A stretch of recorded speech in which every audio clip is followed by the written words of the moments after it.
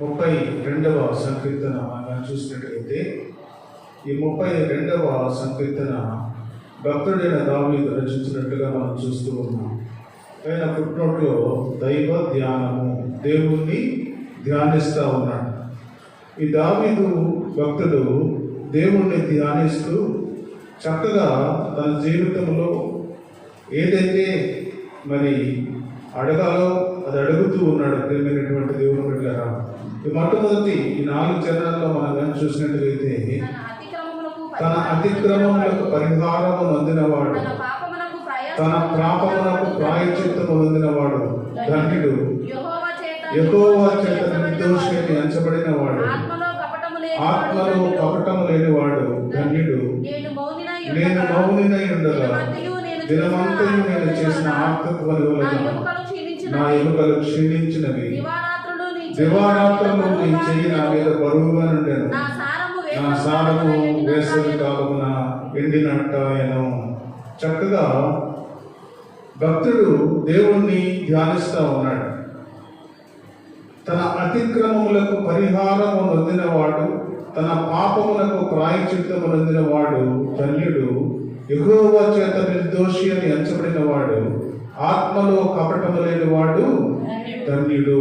దేవుడు మాట్లాడుతున్నాడు ఈ మధ్యాహ్న కాల సమయంలో. ఎవరు దేవుని బిడ్డలుగా కొనసాగుతూ ఉన్న తర్వాత, దేవుని రక్తంలో కడగబడిన తర్వాత, దేవుని ప్రసన్నతలో నడుస్తూ ఉన్న తర్వాత, దేవుడు ఎవరిని ధన్యులు, ఎవరిని ధన్యురాలు అంటూ ఉన్నాడు. ప్రియమైనటువంటి దేవుని బిడ్డలారా, చక్కగా దేవుని సన్నిధిలో బ్రతుకుతూ ఉన్న మనము, దేవుని సన్నిధిలో నడుస్తూ ఉన్న మనము, చక్కగా దేవుని సన్నిధిలో మనము అన్నీ కూడా మరి ఒప్పుకోవాలి. మన పాత జీవితాన్ని, పాత ఆలోచనలను, పాత క్రియలను, పాత నడకను, పాత స్థితిని అన్ని కూడా ఒప్పుకునేవాడు ధన్యుడు అంటున్నాడు. ప్రియమైనటువంటి దేవుని బిడ్డలారా, యెహోవా చేత నిర్దోషి అని దేవుని చేత చెప్పించుకోవాలి. మనం దేవుని సన్నిధిలో బ్రతుకుతూ ఉన్న మనము, దేవుని సన్నిధిలో నడుస్తూ ఉన్న మనము, దేవుడు బలా నమ్మకమైన మంచి దాసుడా, బలా నమ్మకమైన మంచి దాసురాలా అని మనం పిలిపించుకోవాలి. అలా పిలిపించుకోవాలంటే మన జీవితంలో ఎలా ఉండాలంటే యథార్థంగా బ్రతకాలి, నమ్మకంగా బ్రతకాలి, పాపాన్ని విడిచిపెట్టాలి.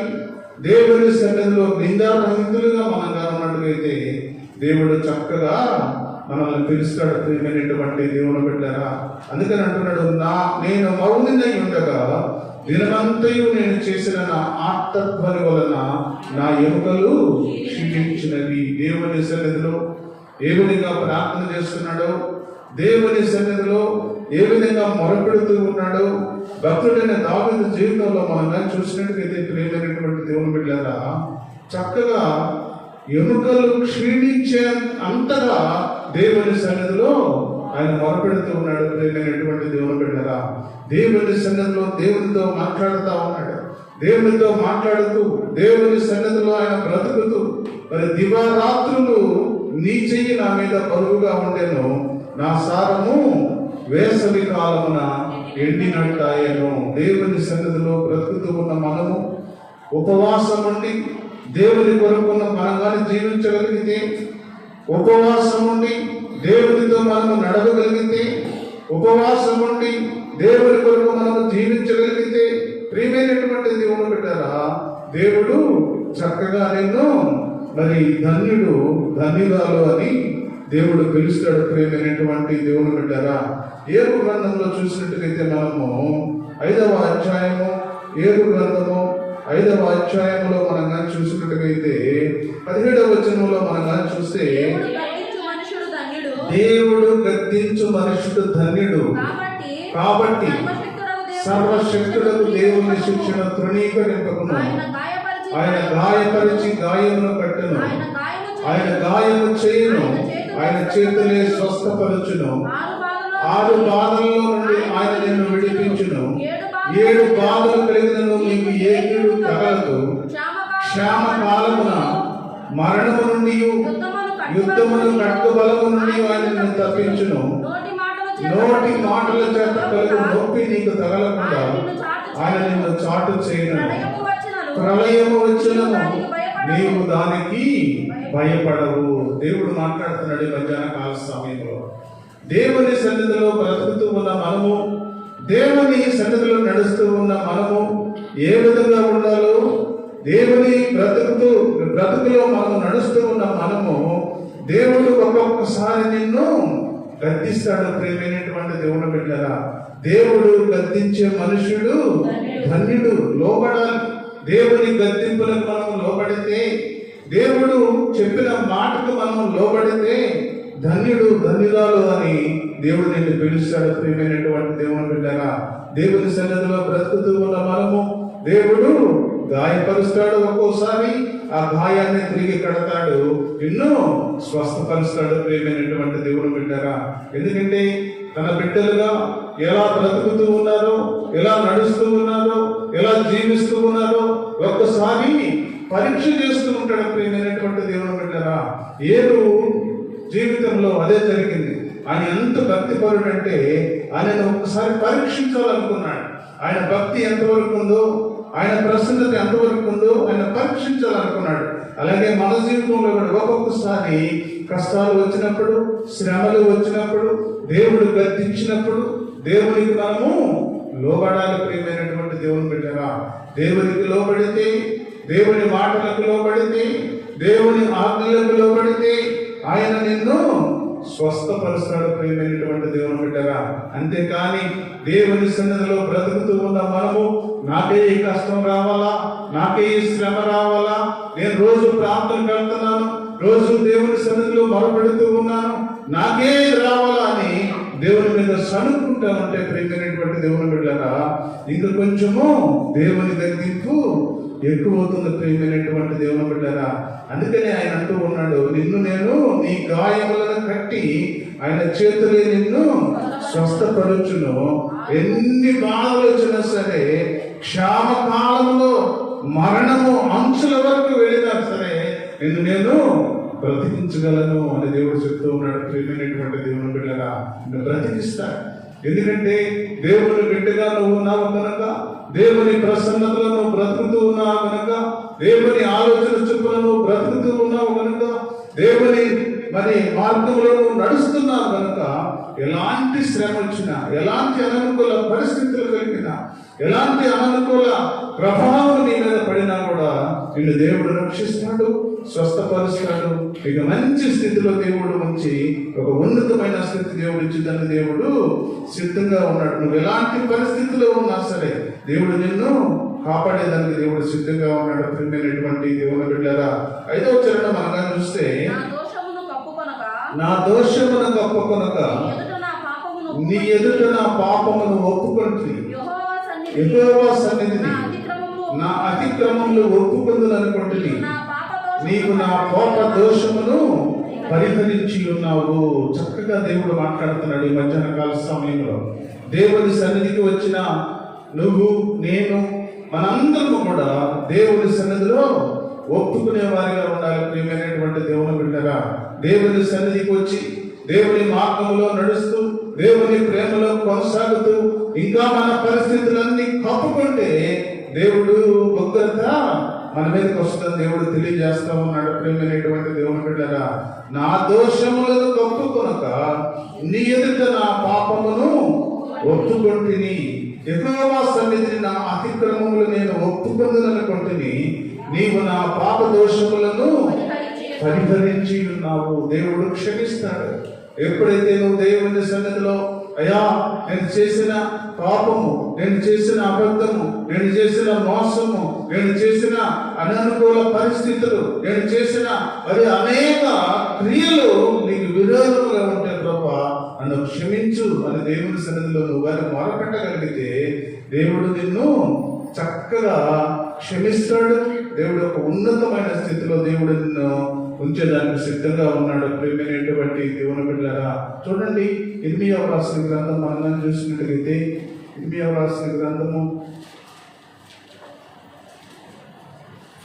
2:13 వచనంలో మనం దాన్ని చూస్తే, ఎందుకు మనము నా జనులు 2 నేరములు చేసి ఉన్నారు. జీవ జలముల ఓటనైన నన్ను విడిచి ఉన్నారు. తమ కొరకు తొట్లను అనగా బద్దలై నీళ్లు నిలువని తొట్టును తొలిపించుకొని ఉన్నారు. ఎందుకు మనకి కష్టాలు వస్తున్నాయి? ఎందుకు మనకి శ్రమలు వస్తున్నాయి? ఎందుకు మనకి అననుకూల పరిస్థితులు కలుగుతున్నాయి?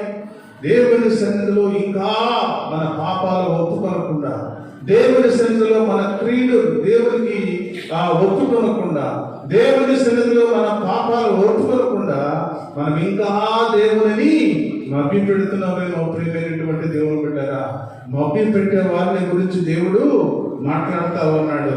ఇంకా నువ్వు దేవుని సన్నిధిలో బ్రతుకుతూ, దేవుని సన్నిధిలో నడుస్తూ, ఇంకనూ నువ్వు పాత జీవితాన్ని వదిలివేయకుండా దేవుని మార్గంలో బ్రతుకుతూ కూడా ఇంకా నువ్వు జీవిస్తూ ఉన్నావేమో. ప్రియమైనటువంటి దేవుడు అందుకని అంటున్నాడు, నా జనులు 2 నేరములు చేసి ఉన్నారు. 2 నేరాలు చేస్తున్నారు. దేవుని సన్నిధికి వస్తూ ఉన్నావు, దేవునిలో బ్రతుకుతూ ఉన్నావు, దేవుని ఆలోచనలో బ్రతుకుతూ ఉన్నావు, దేవుని క్రియలలో పాలు పంచుకుంటూ ఉన్నావు, దేవుని రక్తంలో దేవుని శరీరంలో జీవిస్తూ ఉన్నావు. అయితే నీ పాత జీవితాన్ని కూడా ఇంకా మార్చుకోలేదు. ప్రియమైనటువంటి దేవుని బిడ్డరా, అందుకని అంటున్నాడు, నా జనులు 2 నేరములు చేసి ఉన్నారు. జీవ జలముల ఊటైన నన్ను విడిచి వారు బ్రతుకుతూ ఉన్నారు. నా దగ్గరకు వస్తున్నారు, బాగానే ఉంది, కానీ నన్ను నా మార్గాలు అనుసరించడం లేదు, నా క్రియలు అనుసరించడం లేదు, నా ఆజ్ఞలు పాటించడం లేదు, నా ఆలోచనలు పాటించడం లేదు, నా అడుగులలో అడుగు వేయడం లేదు. అందుకనే 2 నేరాలు మీరు చేస్తూ ఉన్నారని దేవుడు మన మీద మోపుతూ ఉన్నాడు. ప్రేమైనటువంటి దేవుని బిడ్డరా, అందుకని అంటున్నాడు, జీవ జలముల ఊట అయిన నన్ను విడిచి ఉన్నారు. తమ కొరకు తొట్లను అనగా బద్దలై నీళ్లు నిలవని తొట్లను తొలగించుకొని ఉన్నారు. చక్కగా దేవుడు మాట్లాడుతున్నాడు ఈ మధ్యాహ్న కాల సమయంలో. బద్దలై నీళ్లు నిలవని తొట్లను తొలగించుకొని ఉన్నారు అంటే, ఇంకా నీకు దేవుని మార్గములో నడుస్తూ ఉన్న మనము, దేవుని మార్గములో బ్రతుకుతూ ఉన్న మనము, దేవుని వాక్యము వింటూ ఉన్నాం, మనం దేవుని వాక్యాన్ని మనం స్వీకరిస్తూ ఉన్నాం. కానీ బద్దలైన తొట్లలో నీరు ఏ విధంగా నిలవటం లేదో మన వాక్యం కూడా ఈ చెవులో వింటే ఈ చెవున వెళ్ళిపోతాం. అందుకని నీ జీవితంలో ఇంకా మార్పు రావడం లేదు. అందుకని నీ జీవితంలో ఇంకా మార్పు రావడం లేదు. అందుకని నీ జీవితంలో ఇంకా మరి ఆశీర్వాదం రావడం లేదు. ఇంకా నీ జీవితంలో ఎందుకనే ఆశీర్వాదాన్ని కోల్పోతూ ఉన్నావు అని దేవుడు హెచ్చరిస్తూ ఉన్నాడు. ప్రియమైనటువంటి దేవుని బిడ్డరా, నీ జీవితంలో ఇంకా మార్పు లేకపోతే, నీ జీవితంలో ఇంకా మార్పు లేని పరిస్థితిలో ఉంటే, ఇంకా నీ జీవితంలో మార్పు లేని స్థితిలో ఉంటే, ప్రియమైనటువంటి దేవుని బిడ్డరా, బద్దలై మరి ఆ తొట్లు ఏ విధంగా నీళ్లు నిలవకుండా వెళ్ళిపోతూ ఉన్నాయో, దేవుని వాక్యం కూడా నీలో నిలవకుండా అది వెళ్ళిపోతూ ఉన్నది. ప్రియమైనటువంటి దేవుని బిడ్డలారా, ఎవరి మనస్సులో దేవుని వాక్యం ఉంటుందో, ఎవరి మనస్సులో దేవుని వాక్యం నిలబడుతుందో, ఎవరైతే దేవుని ఆజ్ఞలు పాటిస్తూ దేవుని వాక్యానుసారము వాడు నడుస్తారో వారినే దేవుడు ఆశీర్వదిస్తాడు. ప్రియమైనటువంటి దేవుని బిడ్డలారా, అంతేగాని తాత్కాలికమైన దానికోసం మనం పరిగెత్తుతూ ఉన్నాం, తాత్కాలికమైన స్థితి కోసం మనం పరుగు పెడతా ఉన్నాం. ప్రియమైనటువంటి దేవుని బిడ్డలారా, తాత్కాలికమైన స్థితి కొంతకాలమే. ప్రియమైనటువంటి దేవుని బిడ్డలారా, బద్దలై నీళ్లు నిలవని తొట్ల వలె ఉంటుంది మన జీవితం కూడా. ప్రియమైనటువంటి దేవుని బిడ్డలారా, ఎంత సంపాదించినా, ఎంత మరి వెతికినా, ఎంత మనము ఇది చేసినా కూడా అది ఆ నీళ్లు ఏ విధంగా పోతాయో అదే విధంగా వెళ్ళిపోతా ఉంటాయి. ప్రియమైనటువంటి దేవుని బిడ్డలారా, దేవుడు మరి మన మనస్సులో ఉంటే, దేవుడు మన ఆత్మలో ఉంటే, దేవుని వాక్యానుసారము నువ్వు జీవించగలిగితే దేవుడు నిన్ను అప్పుడు ఆశీర్వదిస్తానని దేవుడు తెలియజేస్తా ఉన్నాడు. ప్రియమైనటువంటి దేవుని బిడ్డలారా, అందుకని అంటున్నాడు, నా దోషములను కప్పుకొనక నీ ఎదుట నా పాపమును ఒప్పుకుంటుని, యెహోవా సన్నిధిని నా అతిక్రమంలో ఒప్పుకొందును అనుకుంటుని, నీవు నా పాప దోషములను పరిహరించి ఉన్నావు. దేవుడు గాని మన పాప దోషములను పరిహరిస్తే అప్పుడు బద్దలైపోయే తొట్లు వలె ఉండం. మనం నీళ్లు నిలబడే తొట్లు. దేవుని వాక్యాన్ని విని తర్వాత, దేవుని వాక్యాన్ని మనం స్వీకరించిన తర్వాత, దేవుని వాక్యము మన మనసులోకి వచ్చిన తర్వాత అది ఎక్కడికి వెళ్ళదు. ఇంకా ఎప్పుడైతే దేవుడు నీ పాపాలను పరిహరిస్తే, దేవుడు నీ మాట చొప్పులను బ్రతకగలిగితే, దేవుని ఆజ్ఞల చొప్పులను ఉండగలిగితే, దేవుని మాటలను సజీవంగా నీ మనసులో ఉంచుకోగలిగితే, అప్పుడు నిన్ను దేవుడు బ్లెస్సింగ్ చేస్తాడు. అప్పుడు దేవుడు ఒక ఉన్నతమైన స్థితిలో దేవుడు నిన్ను ఆశీర్వదిస్తాడు. ప్రేమైనటువంటి దేవుని బిడ్డలారా, మనము అలాగా బ్రతకాలని దేవుడు కోరుకుంటూ ఉన్నాడు. ప్రేమైనటువంటి దేవుని బిడ్డలారా, 6వ వచనం చూసినట్లయితే,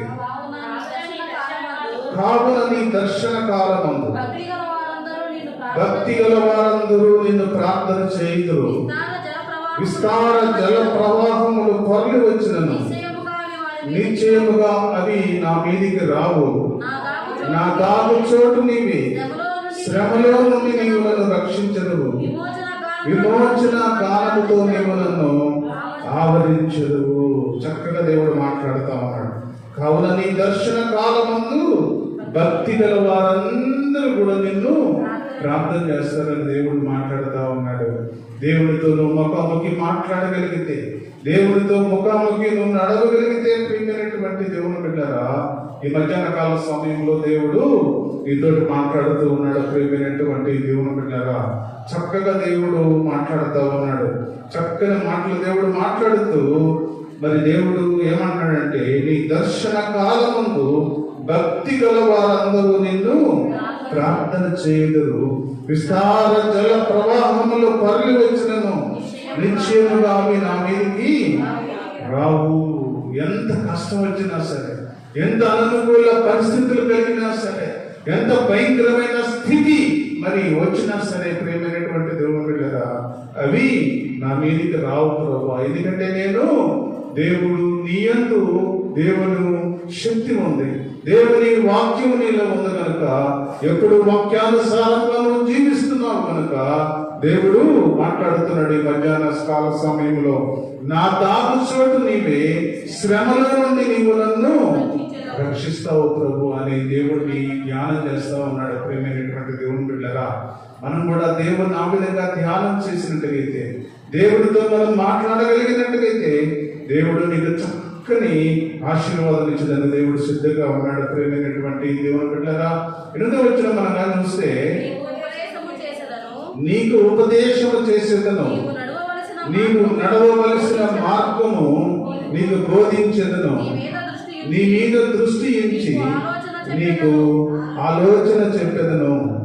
చక్కగా దేవుడు మాట్లాడుతున్నాడు. బుద్ధి జ్ఞానము లేని గుర్రముల వలెను కంచర గాడిద వలెను మీరు ఉండకుడి. అవి నీ దగ్గరకు తేబడినట్లు వాడి నోరుతో వారితోనూ కళ్ళెముతోనూ బిగించవలెను.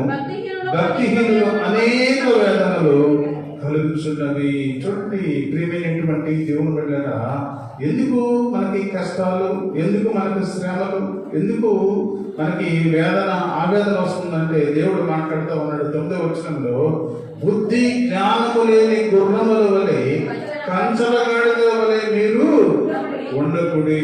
అవి వాటికి నోరు లేదు, వాటికి వినలేవు, అవి ఏమి దేవుని మాటలు మరి వినలేవు. ప్రియమైనటువంటి దేవుని బిడ్డలారా, ఆ విధంగా ఉండొద్దు అని దేవుడు హెచ్చరిస్తా ఉన్నాడు. ప్రియమైనటువంటి దేవుని బిడ్డలారా, ఈ మధ్యాహ్న కాల సమయంలో దేవుడు మాట్లాడుతూ ఉన్నాడు.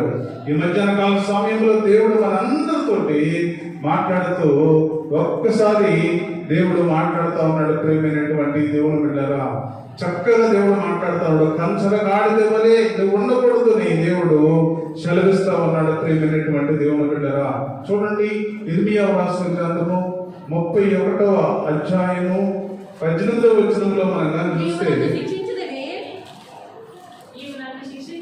నీవు నన్ను శిక్షించితివి, కాడికి అలవాటు కాని కోడె దెబ్బలకు లోబడినట్టుగా నేను శిక్షకు లోబడుచున్నాను. నీవు నా దేవుడవై యెహోవావు, నీవు నా మనస్సును త్రిప్పినడలా నేను తిరుగుతును అని ఎఫ్రాయిము అంగలార్చుచుండగా నేను ఇప్పుడే వినుచున్నాను. చక్కగా దేవుడు మాట్లాడుతున్నాడు ఈ మధ్యాహ్న కాల సమయంలో. నీవు నన్ను శిక్షించితివి, కాడికి అలవాటు కాని కోడె దెబ్బలకు లోబడినట్లు నేను నీ శిక్షకు లోబడుచున్నాను ప్రభువా. ఎంత కష్టం వచ్చినా సరే, ఎంత అనుకూల పరిస్థితులు వచ్చినా సరే, అయ్యా నేను నీకు లోబడుతా ఉన్నాను ప్రభు అని కీర్తనకారుడు అంటా ఉన్నాడు. ప్రియమైనటువంటి దేవుని బిడ్డలారా, మన జీవితంలో కూడా దేవునికి లోబడే మనస్సు మనకు ఉన్నట్టుగైతే ఎన్ని కష్టాలు వచ్చినా, ఎన్ని శ్రమలు వచ్చినా, ఎన్ని అనుకూల పరిస్థితులు కలిగినా దేవునికి లోబడే ఆలోచన, దేవునికి లోబడే మనస్సు, దేవునికి లోబడే మరి ప్రసన్నత నీకు ఉన్నట్టుగైతే దేవుడు నిన్ను ఒక ఉన్నతమైన స్థితిలో దేవుడు నిన్ను ఆశీర్వదిస్తాడు. ప్రియమైనటువంటి దేవుడు బిడ్డలారా, అందుకనే అంటా ఉన్నాడు దేవుడు, బుద్ధి జ్ఞానము లేని గుర్రముల వలనైనను కంచల గాడిదలైనను మీరు ఉండకుడి. వాటితోటి నువ్వు పోల్చుకో. నువ్వు విను, దేవుని వాక్యాన్ని వింటే, దేవుని మాటలు వింటే, దేవుని మాటలు చొప్పున నువ్వు బ్రతికితే, దేవుని ఆలోచన చొప్పున నువ్వు బ్రతికితే నువ్వు ఆశీర్వదించబడతావని దేవుడు సెలవిస్తా ఉన్నాడు. ఈ మధ్యాహ్న కాల సమయంలో దేవుడు చాలా స్పష్టంగా మాట్లాడుతూ ఉన్నాడు. ప్రేమైనటువంటి దేవుని బిడ్డ, నీవు నన్ను శిక్షించావు ప్రభువా, ఎందుకంటే నీకు నేను వ్యతిరేకముగా బ్రతికాను, నేను వ్యతిరేకముగా ఉన్నాను కనుక నన్ను శిక్షించావు. కాడికి అలవాటు కానీ కోడె దెబ్బలకు లోబడినట్టు నేను నీ శిక్షకు లోబడుతున్నాను ప్రభువా. అందుకనే నా కుటుంబాన్ని నువ్వు ఆశీర్వదిస్తావా. అయ్యా నీ శిక్షకు నేను లోబడుతా ఉన్నాను ప్రభువా. అయ్యా నీ మాటలకు నేను లోబడుతా ఉన్నాను ప్రభువా. అయ్యా నీ మాటలు లోబడి నేను జీవిస్తా ఉన్నాను ప్రభువా. అందుకనే నా కుటుంబాన్ని నువ్వు ఆశీర్వదిస్తున్నావు ప్రభువా అని దేవుడు అడుగుతూ ఉన్నాడు. ప్రియమైనటువంటి దేవుని బిడ్డలారా, దేవుని మార్గములు నడుస్తున్న మనము బుద్ధి లేని గుర్రముల వలె, కంచల గాడిదల వలె మనం ఉండకూడదు. దేవుని సన్నిధిలో దేవుని వాక్యాన్ని విని, దేవుని మాటలు చొప్పున బ్రతుకుతూ, దేవుని క్రియలు చొప్పున మనం పాటిస్తూ, దేవుని వాక్యానుసారం మనం జీవించాలని దేవుడు తెలియజేస్తా ఉన్నాడు. ప్రియమైనటువంటి దేవుని బిడ్డలారా, చక్కగా దేవుడు మాట్లాడుతూ ఉన్నాడు. 10వ వచనంలో చూసినట్టుగైతే, భక్తిహీనులకు అనేక వేదనలు కలుగుతున్నవి, యెహోవా యందు నమ్మిక ఉంచు వారికి కృప ఆవరించుచున్నది. నీతిమంతులారా యెహోవాను బట్టి సంతోషించుడి, ఉల్లసించుడి. యథార్థ హృదయులారా మీరందరూ ఆనందగానము చేయుడి. చక్కగా దేవుడు మాట్లాడుతూ ఉన్నాడు. ఈ మధ్యాహ్న కాల సమయంలో ఈ చివరి వచనాలలో భక్తిహీనులకు అనేక వేదనలు కలుగుచున్నవి, యెహోవా యందు నమ్మిక ఉంచు వారికి కృప ఆవరించి ఉన్నది. రెండు ఇక్కడే మనకి చక్కని క్లారిఫికేషన్ ఇచ్చాడు దేవుడు. భక్తి గలవారు ఏ విధంగా ఉన్నారో, భక్తి లేని వారు ఏ విధంగా ఉన్నారో చక్కగా దేవుడు క్లారిఫికేషన్ కూడా ఇచ్చాడు. ప్రేమైనటువంటి దేవుని బిడ్డడా, అందుకని అంటున్నాడు చక్కని మాటలు దేవుడు. భక్తిహీనులకు అనేక వేదనలు, అనేక కష్టాలు, దేవుని మాట చొప్పున బ్రతకని ప్రజలకు అనేక వేదనలు వస్తున్నాయని దేవుడు తెలియజేస్తా ఉన్నాడు. యెహోవా యందు నమ్మిక ఉంచువానికి దేవుని కృప ఆవరిస్తుంది. దేవుని కృప ఆవరిస్తే నీకు ఏ కష్టము రానివ్వదు, నీకు ఏ శ్రమ రానివ్వదు, ఏ దుఃఖము రానివ్వదు, ఏ అనారోగ్య కాడి నీ మీదకి రాదు. అనేక ఇబ్బందుల నుండి దేవుడు నిన్ను కాపాడేదానికి దేవుడు సిద్ధంగా ఉన్నాడు. ప్రేమైనటువంటి దేవుని బిడ్డలారా, చక్కగా దేవుడు మాట్లాడుతూ ఉన్నాడు. నీతిమంతులారా యెహోవాను బట్టి సంతోషించుడి, ఉల్లసించుడి. యథార్థ హృదయులారా మీరందరూ ఆనందగానము చేయుడి. చూడండి, ఏ గ్రంథంలో మనం కానీ చూసినట్టుగైతే 8వ అధ్యాయము 5వ వచనంలో మనం కానీ చూస్తే, నీవు జాగ్రత్తగా దేవుని వెతికిన ఎడల, సర్వశక్తులకు దేవుని బతిమలాడుకుని ఎడల, నీవు పవిత్రుడవై యథార్థవంతుడైన ఎడల, నిశ్చయముగా ఆయన నీ యందు శ్రద్ధ నిలిపి నీ నీతికి తగినట్టుగా నీ నివాస స్థలమును వర్ధిల్ల చేయను. అప్పుడు నీ స్థితి మొదట కొద్దిగా నుండినను త్వరకు నీవు మహాభివృద్ధి పొందుతామని దేవుడు తెలియజేస్తా ఉన్నాడు. ప్రియమైనటువంటి దేవుని బిడ్డలారా, చిన్న లాజిక్. దేవుని సన్నిధిలో ఆశీర్వదించబడాలి అంటే, దేవుని సన్నిధిలో మనము ఉన్నతమైన స్థితిలో ఉండాలి అంటే, మన కుటుంబం ఆశీర్వదించబడాలి, మన బిడ్డలు ఆశీర్వదించబడాలి అంటే దేవుడు మాట్లాడుతూ ఉన్నాడు, నీవు జాగ్రత్తగా దేవుని వెతకాలి. ఫస్ట్ నెంబర్ 1 దేవుని వెతకాలి. మనము దేవుని వెతకటం, మన ఇష్టానుసారంగా మనం నడుస్తూ, ఇష్టానుసారంగా మనం బ్రతుకుతూ, ఏదేదో వెతుకుతూ ఉన్నాం. ఈ లోకాన్ని వెతుకుతూ ఉన్నాం, లోక ఆశలను వెతుకుతా ఉన్నాం, లోకంలో క్రియలను వెతుకుతా ఉన్నాం, లోకంలో అనేక మంది ప్రజలను మనం వెతుకుతా ఉన్నాం. కానీ దేవుడి సర్వశక్తుడైన దేవుడిని మాత్రమే మనము వెతకడం లేదు. ప్రియమైనటువంటి దేవుని బిడ్డలారా, ఈ మధ్యాహ్న కాల సమయంలో దేవుడు స్పష్టంగా మాట్లాడుతున్నాడు నీతోటి, నాతోటి. నీవు జాగ్రత్తగా దేవుని వెతికినడలా, సర్వశక్తులకు దేవుని నీవు బతిమలాడుకుని ఎడలా, దేవుని సన్నిధిలో మరి ఏం చేసింది? దేవుడి పాదాల దగ్గర కూర్చొని దేవుడు చెప్పే మాటలన్నీ వింటాం. అందుకనే తన తమ్ముడు చనిపోయి 4 రోజులైనా సరే తిరిగి మళ్ళా బ్రతికాడు. ప్రియమైనటువంటి దేవుని దగ్గర నా జీవితంలో దేవుని పాదాల దగ్గర కూర్చునే అనుభవం మనకు ఉన్నట్టుగైతే, దేవుని పాదాల దగ్గర కూర్చొని దేవుని పాదాలు పట్టుకునే స్థితి మనకు ఉన్నట్టుగైతే, దేవుడు సర్వశక్తుడైన దేవుని బతిమలాడుకుని నెడలా, నీవు పవిత్రుడవై యథార్థవంతుడమైన ఎడల నిశ్చయముగా ఆయన నీ యందు శ్రద్ధ నిలుపుతాడు. నిశ్చయముగా నీ యందు ఆయన శ్రద్ధ నిలుపుతాడు. ప్రియమైనటువంటి దేవుడు అప్పుడు శ్రద్ధ. దేవుడు అయ్యా నా బిడ్డ ఎంతో ఆసక్తిగా ఉన్నాడు, నా బిడ్డ నా వైపు చూస్తా ఉన్నాడు, నా బిడ్డ నన్ను వెతుకుతూ ఉన్నాడు, నా బిడ్డ నా కొరకు వెయిట్ చేస్తా ఉన్నాడు, అయ్యా నా బిడ్డ నా మాటలు వింటూ ఉన్నాడు, నా మాటలు చెప్పడం బ్రతుకుతా ఉన్నాడు అని దేవుడు నీ యందు శ్రద్ధ నిలుపుతాడు. ప్రియమైనటువంటి దేవుని బిడ్డలారా, నీ యందు శ్రద్ధ నిలిపి నీ నీతికి తగినట్టుగా నీ నివాస స్థలమును వర్ధిల్ల చేయును. నీ నీతికి తగినట్టుగా నువ్వు ఎంత నీతిగా దేవుని సన్నిధిలో బ్రతుకుతూ ఉన్నావో, నువ్వు ఎంత నీతిగా దేవుని సన్నిధిలో ఉంటూ ఉన్నావో, ఎంత నీతిగా దేవుని సన్నిధిలో బ్రతుకుతూ దేవుని వాక్యాన్ని అనుసరిస్తూ ఉన్నాడో, నీ నివాసాన్ని వర్ధిల్ల చేస్తాడు. ప్రియమైనటువంటి దేవుని బిడ్డగా ఆశీర్వదింపజేస్తాడు. నీ కుటుంబంలో ఏ విధమైన కష్టాలు రాకుండా, నీ కుటుంబంలో మరి ఏ విధమైన అననుకూల పరిస్థితులు లేకుండా, మరి 128వ సంకీర్తనలో అంటున్నాడు, యెహోవా యందు భయభక్తులు గలవారు ఈ విధంగా ఆశీర్వదించబడతారు అని దేవుడు తెలియజేస్తా ఉన్నాడు. అప్పుడు నీ చేతుల కష్టార్జితాన్ని నువ్వు అనుభవిస్తావు. నీ భార్య నీలో బిడ్డ ఫలించు ద్రాక్షవల్లి వలె ఉంటది. నీ భోజనపు బల్ల చుట్టూ నీ పిల్లలు ఒలీవ మొక్కల వలె ఉంటారు. ఈ విధంగా ఆశీర్వదించబడతారు. ఎప్పుడు? దేవుని వెతికినప్పుడు, దేవుని దగ్గరకు వచ్చినప్పుడు, దేవుని ఆలోచనతో నడిచినప్పుడు, దేవుని క్రియలో పాల్గొనలు పొందుకున్నప్పుడు, దేవుని సన్నిధిలో దేవుని వెతికి దేవుని వరకు జీవించినట్లయితే ఈ విధంగా ఆశీర్వాదం. అందుకని నీ నీతికి తగినట్టుగా నీ నివాస స్థలమును నేను బ్లెస్ చేస్తాను, ఆశీర్వదిస్తాను. ఎన్ని ఆటంకాలు వచ్చినా సరే, ఒక్కసారి దేవుడు మనల్ని బ్లెస్ చేస్తే, ఒక్కసారి దేవుడు మనల్ని ఆశీర్వదిస్తే, ఒక్కసారి దేవుడు నిబిడులను కానీ ఆశీర్వదించగలిగితే ఏ ఆటంకం కూడా ఇక రాదు. ప్రియమైనటువంటి దేవుడు బిడ్డగా ఎంత సాధారణ ఒత్తిడి చేసినా కూడా దేవుడు ఒప్పుకోడు.